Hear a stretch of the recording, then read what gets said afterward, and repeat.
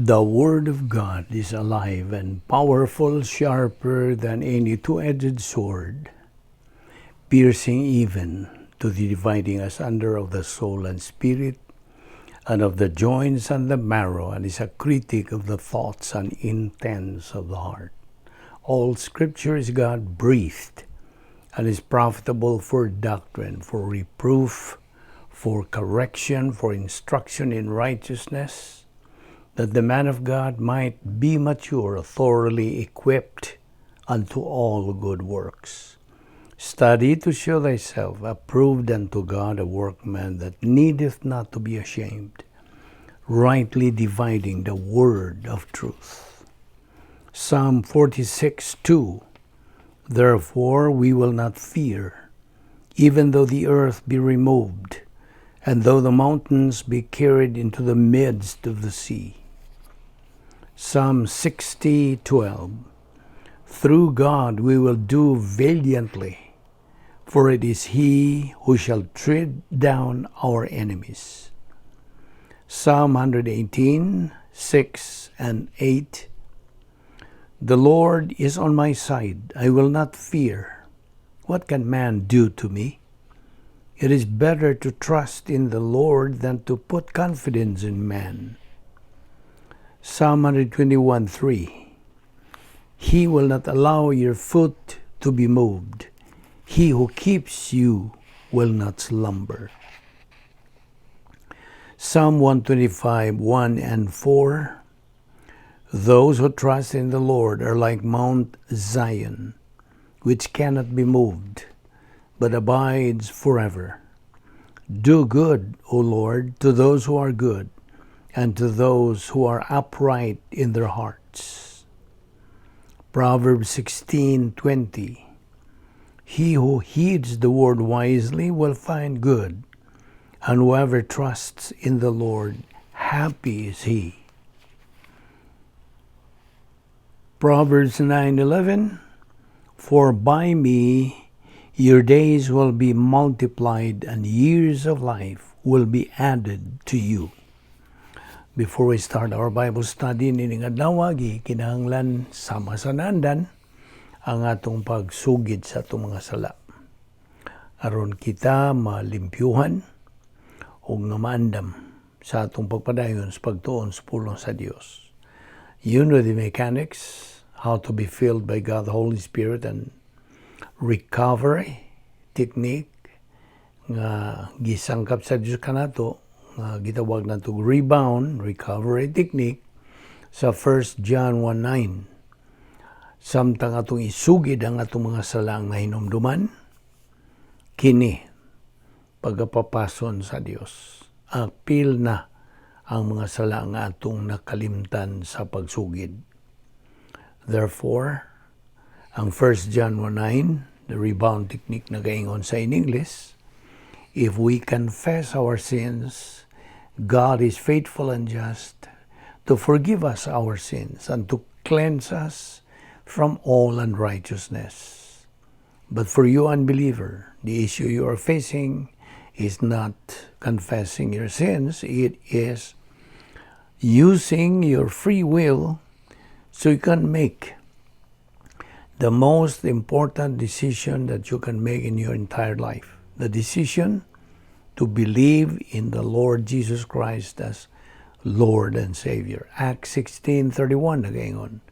Believe on the Lord Jesus Christ and you will be saved. Therefore, magampot na sa hilom.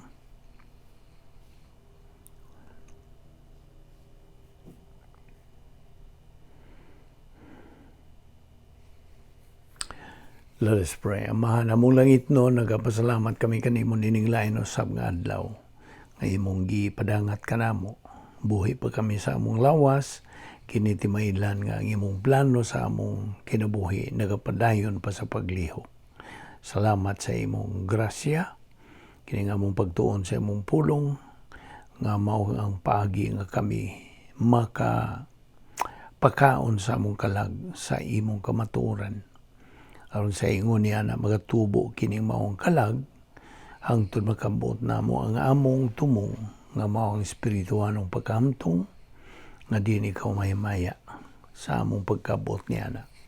Mani kami karon sa among pagpadayon sa pagtuon sa among punong, pinagis pagtudlo ka namo sa bugtong magtutudlo sa kamatuoran nga mao ang balaang Espiritu Santo. Kining tanan, among ipasalamatan sa ngalan ni Ginoong Hesukristo. Amen. Maayong adlaw sa tanan natong mga subscribers, atong mga higala, atong mga suki na, atong mga igsoon diyan ni Kristo, our fellow believers, welcome once again. Yan, usab kita niining atong pagtuon, niining atong uluhan nga pagtulunan, profile of a mature believer. Now, kagahapon, mao kini atong ibiya, may tungod sa kamaynungdanon. Ato ginangatagan o emphasia kini kamaynungdanon, kabililhon, ini atong ginabuhat adlaw-adlaw pagtuon sa pulong sa Dios. Dili na to ikatandi kini sa bisag unsa pang bililhon, unsa pa diha ka kulba, hinamba, nga mga kalipayon nga kalibutanon, dili na to ikatandi. Kini ang matuod yung tinubdan sa kalipay, kaligon, kaisog, kanang sa atong pagbarog diha sa kamatuoran. Now, morning may bililhon kayo kini atong ginabuhat pagtuon sa pulong sa Dios adlaw-adlaw. Now, okay. Ang Dios kanunay gyud siyang pahinomdom kanatong mga anak niya. Kaya anak naman kita sa Dios. Okay? Kawas kundi ka mutuon niya na. At the moment of salvation, at that very moment you believed on the Lord Jesus Christ as Savior, then nahimo ka diha nga anak sa Dios. Gani, sakop ka na sa rianong panimalay sa Dios. Kaya ikaw nahiusa naman sa Dios, pinagi siya mong pagtuo kang Jesucristo o pinagi sa bautismo kanimo sa Espiritu Santo. Nagkaron nga magtutuo naman ta, mga anak man ta sa Dios, ang Dios nagapahinomdom kanato nga kita magapuyo diha sa dapit nga may gahom sa Dios nga gitawag sa in English o Operation Divine or Operational Divine Dynasphere. Kay kining maong dapit, of course, niya sa itong pangunahuna. Kaya the Christian way of life is a mental attitude life. So, this operational divine sphere is the normal life of every believer. Meaning, kung naa kita magapuyo niya ng maong dapit nga may gahom sa Dios, then nagakinabuhi kita sa normal nga kinabuhi nga ipakinabuhi sa Dios kanato. In other words, apart from it, o gawas niya ng maong dapit nga may gahom sa Dios, we are living an abnormal life. Gusto? Mora yun. That's simple logic. If you try to analyze it, kaya kanaraman ang normal life for every believer, kanang dapita, then kung nahigawas ka niya na, ang imong kinabuhi abnormal na. So, hinumdumi lagi nga, ako kang giingnan kagahapon nga ang Kristohanong paagis pagkinabuhi. Kinabuhi kini nga puno sa mga paghagit. Ingnon ta mo ba ni Binisaya sa challenges? The Christian way of life is a life full of challenges. It is a thrilling and exciting kulbahinam nga matang sa pagkinabuhi. Nga naman, tungod kay mo kini ang hingpit nga paagi sa Dios. This is God's perfect way of life, which is a supernatural and unique life. Supernatural, dili kasagaran. Dili kasagaran o unsa talagsaon nga panginabuhi. O apart from that kind of life, like I said just a while ago, there is no unhappiness. There is unhappiness. Sa lipatan nini atong dila. Kung tuwa kas gawas, apart from that kind of life, there is unhappiness, there is misery, there is disorientation, there is confusion in life. Now, can you afford to experience that in your life? Na ipagka-miserable, way kalipay, way ka ng kahapsay, o wa kay kanang sakto o husto, tinaw, tataw nga matang sa pagkinabuhi, nagkaguliyang lang, mao man ni imong buot, gusto nga kinabuhion? I don't think so. So every time nga kitang mga magtotoo, ingnon ta nga, at the moment we are out of line, okay? Sabot na sabot, out of line, nahigawas ta sa husto o tukmang pagkinabuhi, meaning nahimot ang karnal o niya mo sangko ka na sa pagka-reversionista o natural pagasilutan o pantunon, disiplinahon kita. Mga anak man ta sa Dios. Ang disiplinahon sa Dios katuray ang mga anak, kapila na nato ni hisguti. Only God's children are going to be punished once they get out of line sa ilang kinabuhing Kristiyanon. So, ang mga di magtotoo, dili na ni sila disiplinahon. So, tingali, moingon to dayo mga di magtotoo, makadungog, moingon, bitaha. Bitaha, di ay, di na ta disiplinahon. Di ka disiplinahon, kaya di ka man anak. Apan, unsa may mong pilion, di ka disiplinahon o hukman. Mahinukman, you will be judged. You are condemned. Kung dili ka magtotoo, yung nagpaminaw ni I'm sorry to tell you, ni kinahanglang I say that I'm sorry because kini may kamaturan ihamaning pasidaan kamubuton sa Dios nga you are out of line. So, miserable imong kinabuhi. Okay? Mao man na imong gipili. Out of line ka man, karnal ka naman, reversionista ka naman, so, karon nga anak ka man lagi sa Dios, kay mituo ka man kang Ginoong Hesukristo nga imong manuluwas, luwas ka. Magtutuo ka, Kristuhanon ka. Di ka na mo adto sa impyerno. Okay?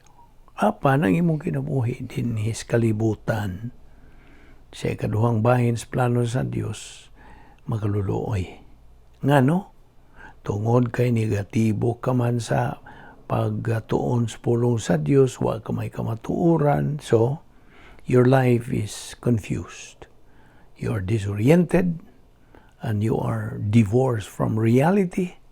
You do not have the capacity for life. Wala. So therefore, God is going to punish you. Punish. Sama sa atong kalibutanon nga mga ginikanan.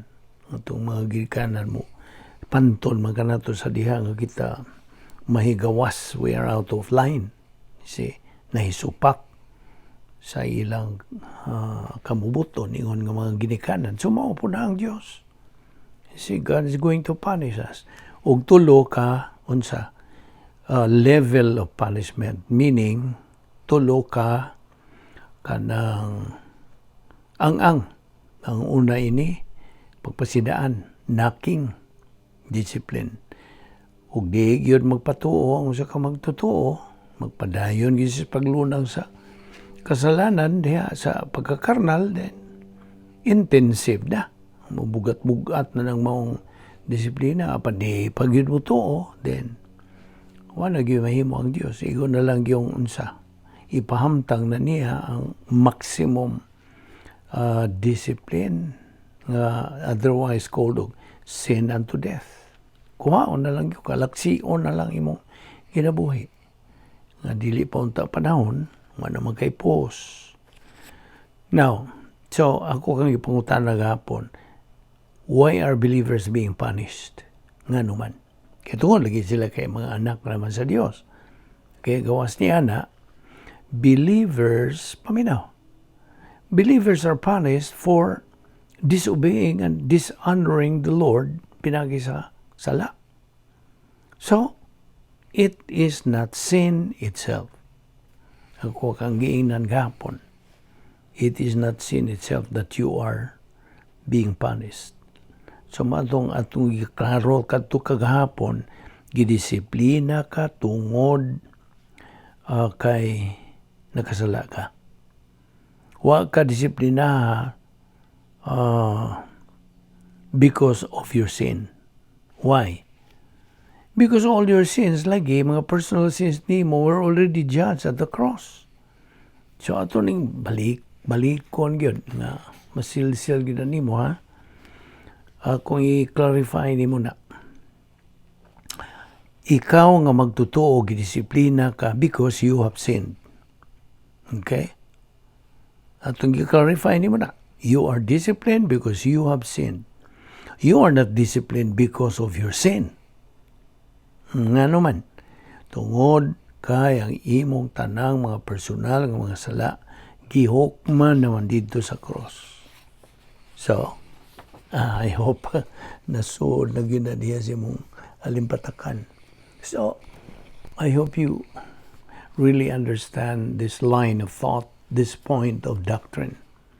Now, so to be sure you understand this point clearly, tatawagin mong nasabtan, ikaw ingon nga magtutuo, silutan ka, gidisiplina ka because you have sinned. You have committed personal sins through the decision of your volition. To what? Unsa mang desisyon ang imong nihimo? Sa pagpakasala. Gusto? That is the decision of your volition to sin. Now you are being punished for committing those sins. Again, you are not being punished for your sins. Again, tungod kay ang tanan nimo mga personal nga mga sala have already been judged on the cross. So, sabot na gyud ka. I hope so. Mao nga kita gidisiplina tungod sa atong kanang pagpalong o pagsakit sa Espiritu Santo. We are grieving and quenching the Holy Spirit. Again, why magtutuo nga gidisiplina tungod sa iyong mga personal mga sala? For they were all judged on the cross. Ang kapasayloan sa mga salang nabuhat human ka maluwas, gitawag ka ng forgiveness of post-salvation sins, gibasihan kini sa imong pag-angkon ni adtong mga sala na imong nabuhat nga kadto gihukman na dito sa cross apan ang pagpanton o disiplina is based on failure to fulfill the principle of experiential sanctification. Numdum ka sa experiential sanctification? Review. Pila ka klase ang sanctification nga itong agian ingon ng mga magtotoo? Tulo. Positional, sa diha nga kita naluwas. Positional, mga na itong kahimtang. Nadugtong, nahiusa ka. Kita kang Ginoong Jesucristo hangton. Ikaduha, ang atong kasinatian nga pagkabinalaan. Experiential sanctification. Karon, ini nga atong panahon. We are believers in time. O yung katulo, ultimate sanctification nga dito na sa eternidad uban sa Dios nga kita mabinlaan na. Now, let us always remember na we are already set apart. Kita gipaglain na. Mao nang gitawag kitang simbahan kaya ang meaning yun sa ecclesia. The original Greek word for church is ecclesia. E-K-K-L-E-S-I-A. Ecclesia.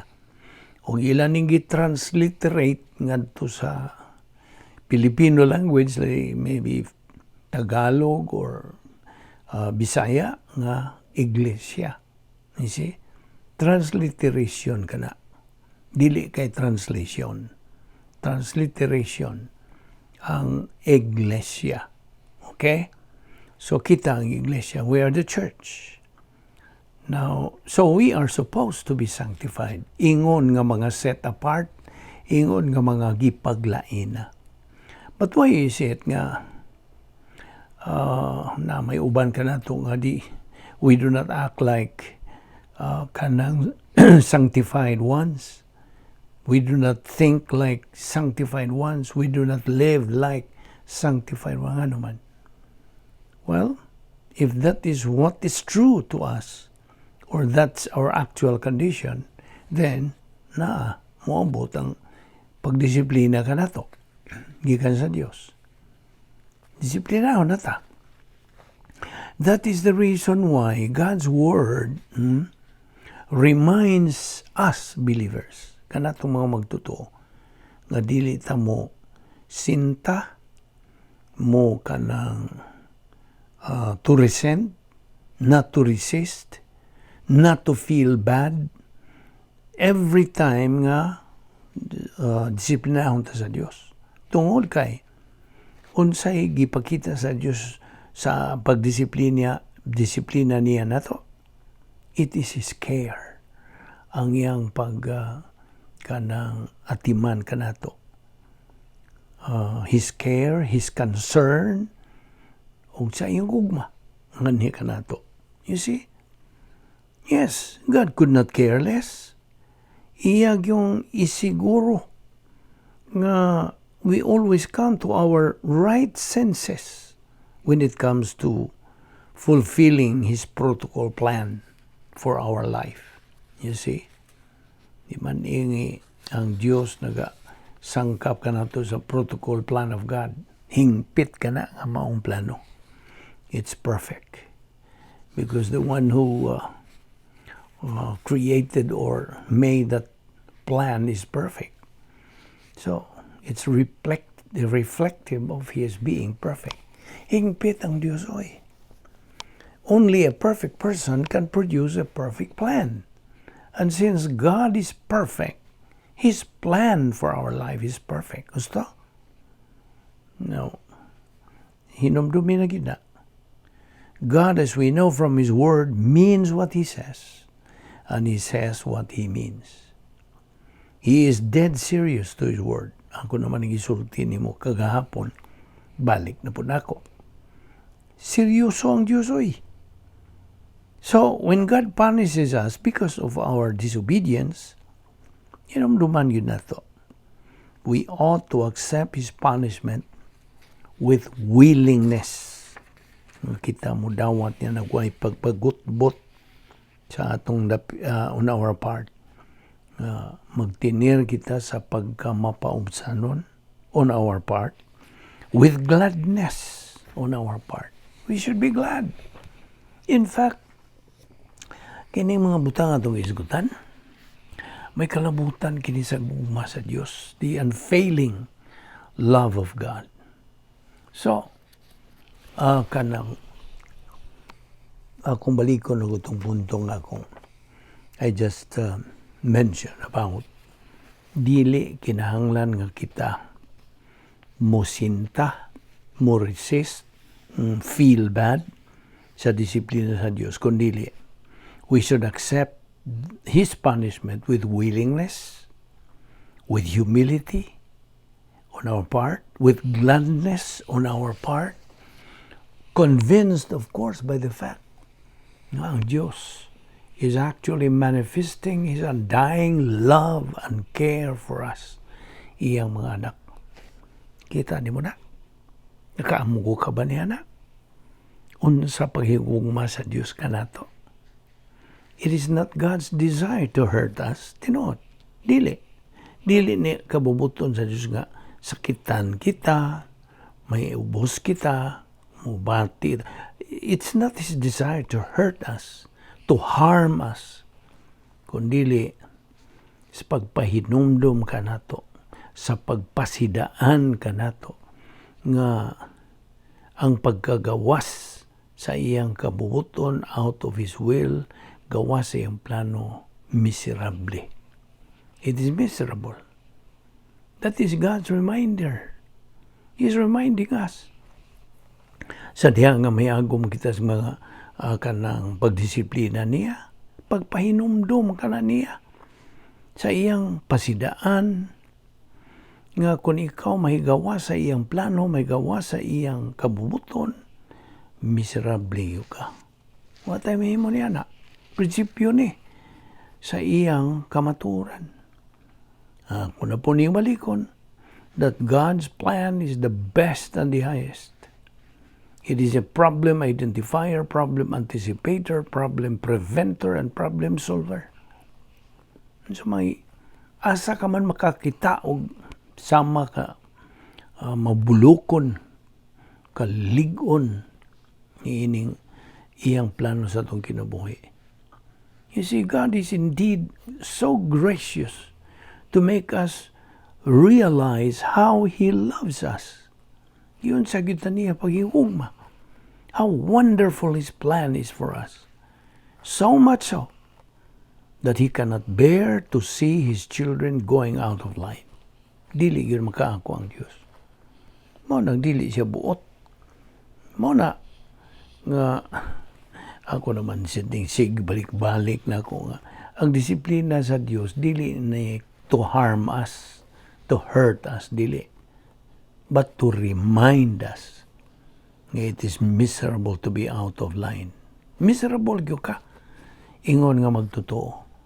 Di man yun na. Narapon na, nimog mo too ka ba niini, basta kay gikan kini. Sa huna-huna, sa gikan kini sa pasidaan, pahimangno, kabubuton, tuyo, plano sa Diyos. Nga it's really kinapaitan kining may gawas ka sa plano sa Diyos o sa iyang kabubuton. Okay, kagahapon, ako kang giingnan nga mo, tukbil ta mo hisgot kitag bahin ining duha ka general categories of suffering. Kaya kita mga magtotoo, bisan mga magtotoo na ta, of course, di ba itong kalikay sa mga pagantos. Mientras ni apataning kalibutan na nagaginawa pata na agyo pagantos. Husto? Now, ang unang general category of suffering, itawag ni og punitive suffering. Punitive. Now, duha pod ka klase nga punitive suffering. Of course, dili kay duha gyud, but double punishment. Double. Ang naguna niini is volitional responsibility. O ang ikaduha, divine discipline. Na unsa man ning volitional responsibility, kini lagi balaod ni sa Dios sa tulubagon sa kabubuton. Kaya atong kabubuton mutubag man gyud sa atong nabuhat nga desisyon. Gikan sa atong kabubuton. Kita ray manubag. Kita ray gyud waylain. We are the only one responsible, accountable, and answerable. Okay? So, mao na ang unang general category, punitive suffering. Ang ikaduha, suffering for blessing. See? Ano magdisiplina man ta nga kanang o man tayo sala o we are inside the divine sphere, nga namang kanang naa may pagantos, no, dili disiplina niya, pagantos. Ang atong isgutan din duha ka general categories sa pagantos. Pagantos nga gitawag punitive suffering, which is discipline, o suffering for blessing. Nga naman tang kanang gipaantos man tabisan o kanang anaata magpuyos plano sa Dios. Kini mo na gitawag nato suffering for blessing. Panalangin nga pagantos.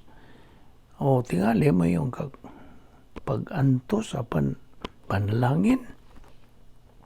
So may but masabot. Panalangin ka na, kaya unsa magituyo niya na? Ang tuyo niya na mo ang pagpalig-on sa atong baruganan, dihas kamatuoran. Kalig-on ba? Aron mo lig-on, ug dili kita matarog sa atong kanang pagbarog, nga dili ta mo kompromiso. Dili ta mahog na pod sa pagka mapahitas-on, nga mahamugiro ba? Ino na lang nato, common language.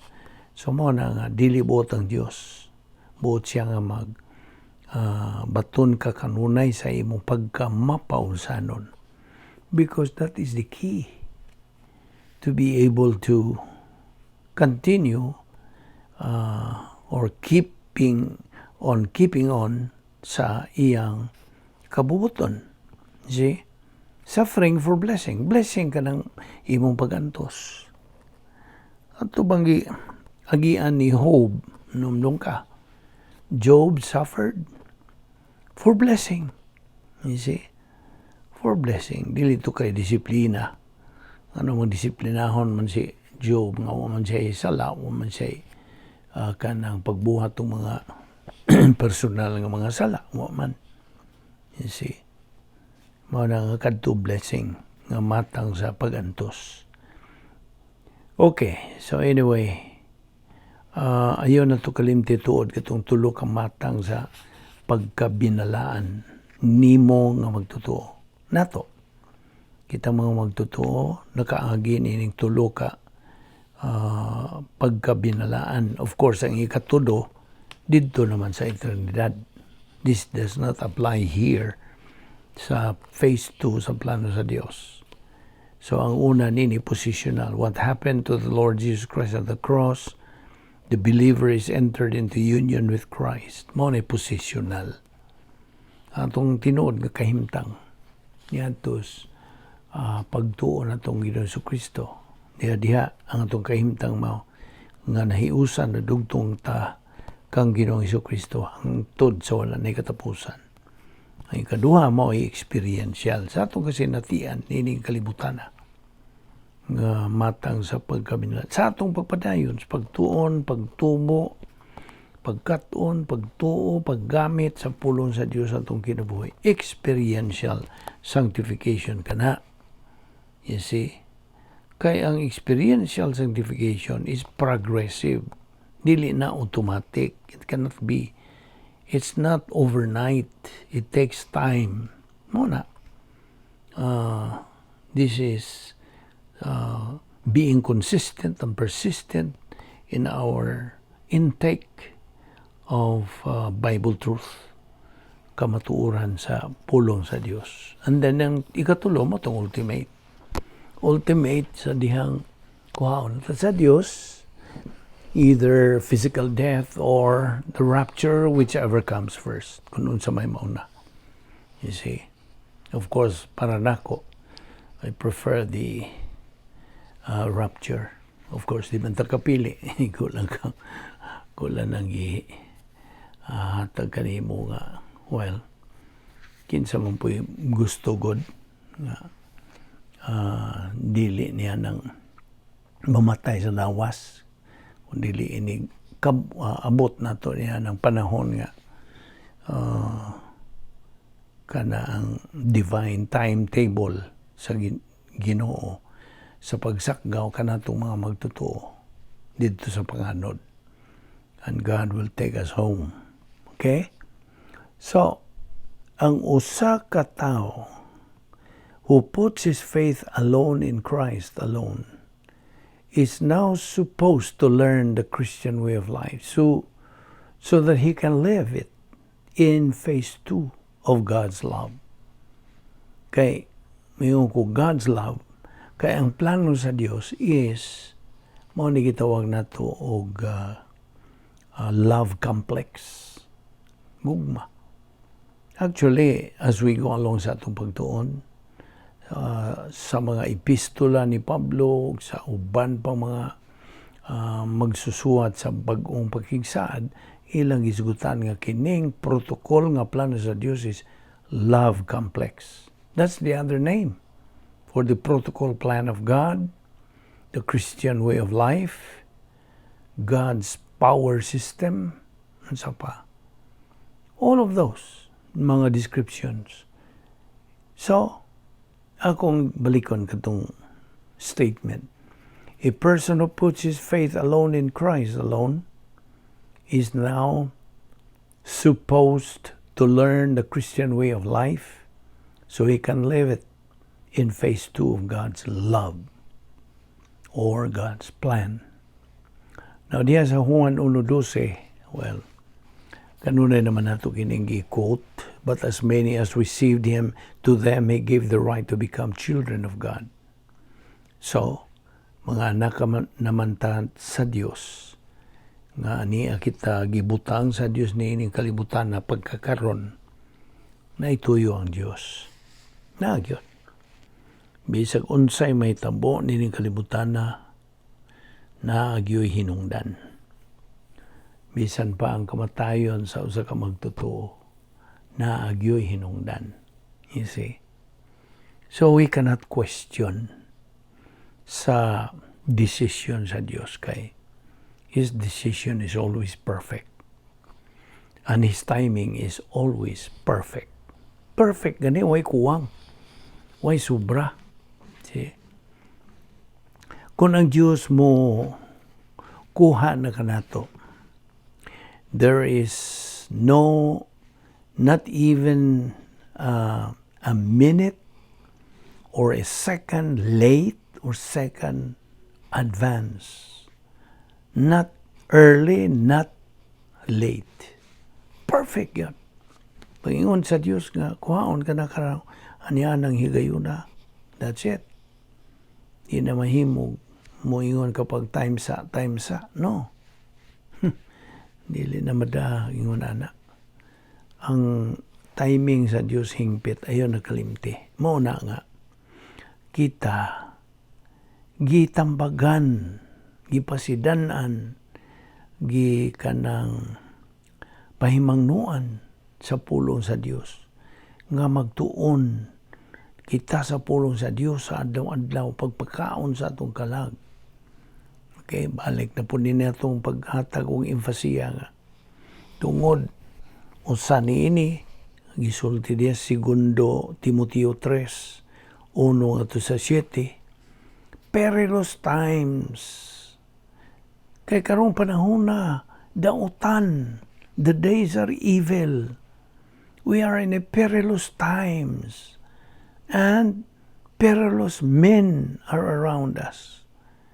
Okay, ato kung tukion kining 2 Timoteo 3. Okay. Ang versikulo 1 nagsulti nga perilous times and perilous men, the days are evil. Ano ang ikaduha? For men, unsa gisulti niya? For men will be lovers of themselves, lovers of money, boasters, proud, blasphemers, disobedient to parents, unthankful, unholy. Versikulo 3. Unloving, unforgiving, slanderers, without self-control, brutal. Ano may brutal sa Visayan? Ano man? Mabangis. Di ba mo na Visayan? Mabangis. Despisers of good.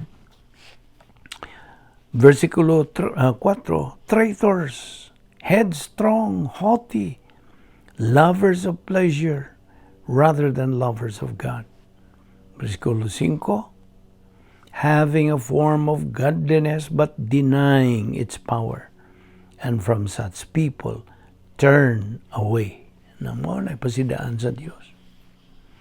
Now, ato namang nakita nga God has provided every believer the truths diha sa iyang pulong. Ato nang gitunan ang doktrina sa double punishment, taon na noon. Panatong balikon ra anytime. So, ako kang pangutanon. Unsa may tabo sa usa ka magtotoo nga musalikway sa paggamit sa rebound, sa pagsugid. Sa metabo? Okay, evil na. Mulihok dayon ang dautan. Evil is now engulfing his life.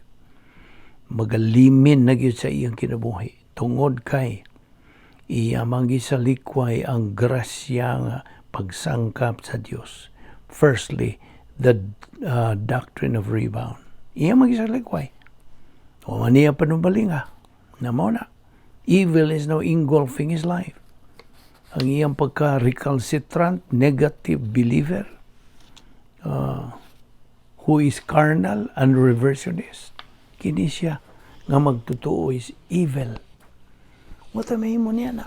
Mao na description, mao na pagulagwise, magtutuo nga anaan niya ng maong kaimtang. Because he is carnal, reversionist, he is evil. Now, so moto, giingon di 2 Timoteo 3, nga naging perilous times and perilous men. The days are evil. Nasayod ka ba nga?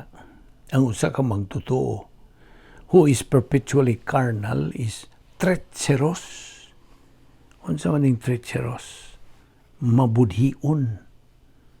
Kini gihisgutan ra ba kana sa bersikulo 4? Traitor. Nundong ka. So he is treacherous. You see? Haughty. Hambugiro. Lovers of pleasure rather than lovers of God. Kini naghisgot bahin sa tukmang pasiuna. The right priority. Sabot? Kinahanglan ta og right priority. Our number one scale of value is the Word of God. Kadungog ka? That is our number one priority in our life. So mo na ang bersikulo 5 nag-ingon nga, having a form of godliness. Ano sa maning godliness? Well, in the Greek word, it's eusebeia. Eusebeia is godliness. So having a form of godliness but denying its power. And from such people, turn away. Likay kaning maong mga matang sa mga tao. Now, 2 Peter 1:3, ato ta. As His divine power has given to us all things that pertain to life and godliness through the knowledge of Him who called us by glory and virtue. Now, kining through the knowledge of Him, this is epinosis ang gisgutan niya na.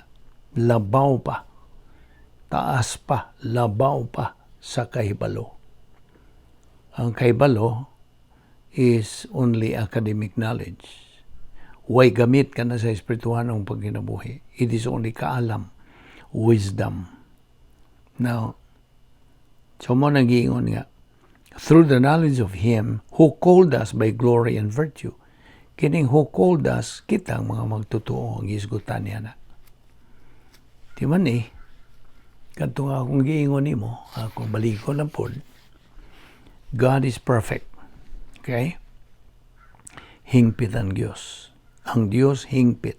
His plan is perfect. Only a perfect person can produce a perfect plan. And since God is perfect, His plan is perfect. Sabot? Outside sa operational divine dynasty, ang magtutuo mo gamit lagi siya sa mga tawahanong mga pamaagi, dili espirituanon. Wa man siya ilaing magamit, tawahanon na gyud. And while he is there, diya sa mga dapit nga may gahom ni Satanas, CD1, CD2, then he cannot fulfill God's plan for his life. Dili gyud. Wa siya mahimo siyang Kristohanong pagkinabuhi. Now that's quite a dogmatic statement. Wa mo ti mahimo. It should be dogmatic. Naranan mo mudawat ka ba? Doon na kay kamuton. You see? Wa tayo mahimo niya na. Akong balikon nga, unsa kami nung danon kining Imong pagpuyo diha sa dapit nga may gahom sa Dios, operational divine danosphere. Buot sa Dios nga ikaw magmalinaugon sa pagpuyo diha. Nanimog mo gamit ka ba sa imong kaubuton pagsuo diha o di? Ikaw ra ang giagad. You are always a product of your decision. Timan nila.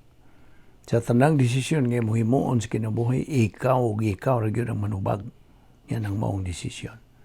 It is only you who is responsible, accountable, and answerable. Sabot? So, kung samtangan na ka diha sa dapit nga may gahom ni sa tanas, CD1, CD2, dili yung ka makatuman sa plano sa Dios sa imong kinabuhi. Dili. Ang imong panginabuhi, sama ra gyud di magtotoo. Samtang na. Kay ikaw, pildiro man ka nga magtotoo.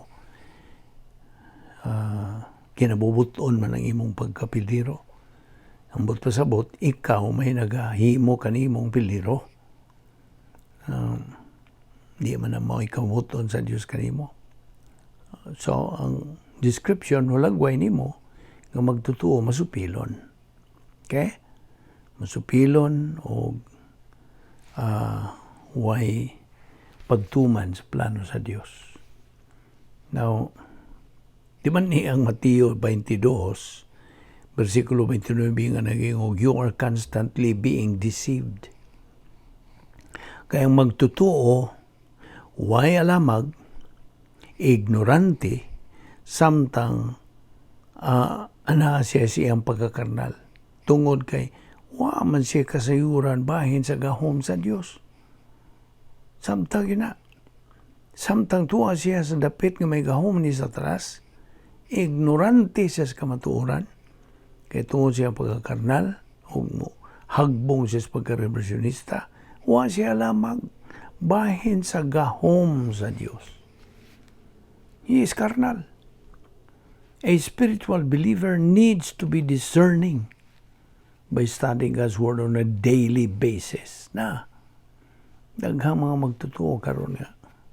Huwag yun lamang. They don't have the clue. They have no clue whatsoever. Nining gahom ang gisangkap sa Diyos kanatong mga magtotoo. O the only way not to be deceived, unsa man. Dili ka malingla, di ka malansis sa mga tinunto ni Satanas. The only way not to be deceived is to learn Bible doctrine and become discerning. Discernment is a virtue. So, we have already taken up several principles, especially about divine punishment. So, ato ni ipadayon ugma. Ayaw kalimot sa pagsunod niining sungpay, niining atong ginatun-an bahin sa disiplina, mga pagantos, all of these things. Magampo ta. Higala kung ugaling mamatay ka karon, nahibaw kapag may langit ka o may impyerno ka hangtod sa kahangturan. Ang Biblia ang pulong sa Dios na kanayon, kaimo ka ng mahibawan. Ako kang gipangutana, ani maong pangutana, sanglit mao kining labing mahinungdanong pangutana sa tibuok mong kinabuhi. So, mangutana ko nimo, luwas ka ba? Now, dili question kung sakop ka bago sa kasimbahan, kung dili luwas ka ba? Di pod question kung nagkinabuhi ka bago sa kadalaygon, talahuron, kinabuhi, kung dili luwas ka ba? Kaya ang Biblia nagsulti sa ingon nga kinahanglang maluwas kita. So, unsa man ang kaluwasan? Pagtuo lamang kang Kristo lamang. Acts 16:31, believe on the Lord Jesus Christ, and thou shalt be saved.